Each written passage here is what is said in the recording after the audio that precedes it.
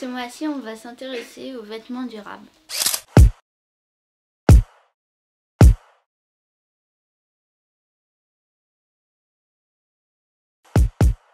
Sur les achats, on va acheter dans des grandes chaînes en fait, les Zara et compagnie. Les grandes surfaces des vêtements. Après, c'est vrai qu'on prend du neuf généralement. Mais en même temps, là, les brocantes, il n'y en a pas trop en cette période-là. Moi, j'ai pas le réflexe, le bon coin pour les vêtements en fait. Les enfants, c'est plus facile. Ouais. Parce que les gens, ils achètent plus de l'occasion, alors que les adultes... C'est vrai qu'on avait plus tendance à acheter d'occasion quand elles étaient bébés.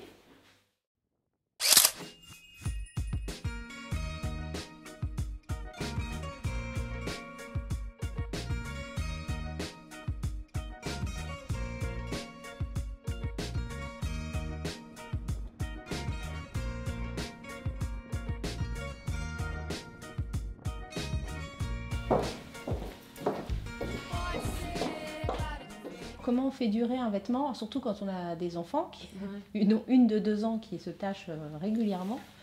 Et c'est quoi l'idéal Aussi une autre façon de justement d'acheter sans produire, sans utiliser de nouvelles ressources, c'est d'acheter de la seconde main.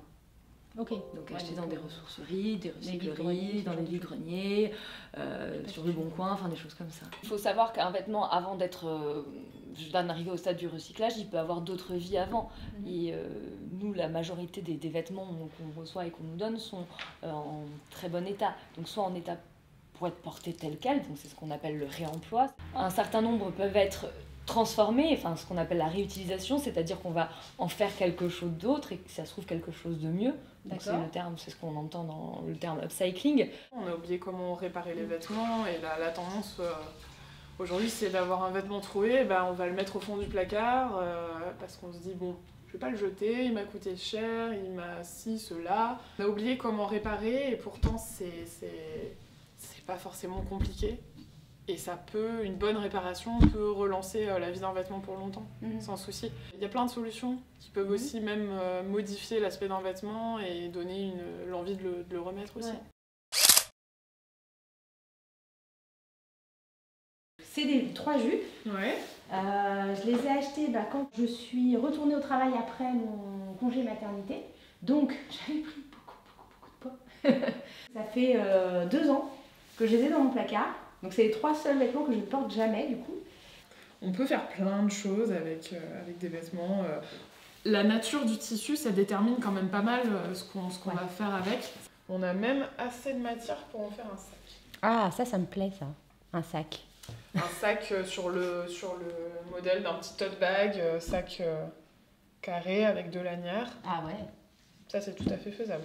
On va épingler nos 2 moitiés en même temps, comme ça bougera pas, et après on pourra couper. Ah ok. Ça fait bizarre quand même de couper un de ces vêtements. Alors, lorsque j'appuie sur la pédale, oui là. Oh là là, je me débrouille pas mal là.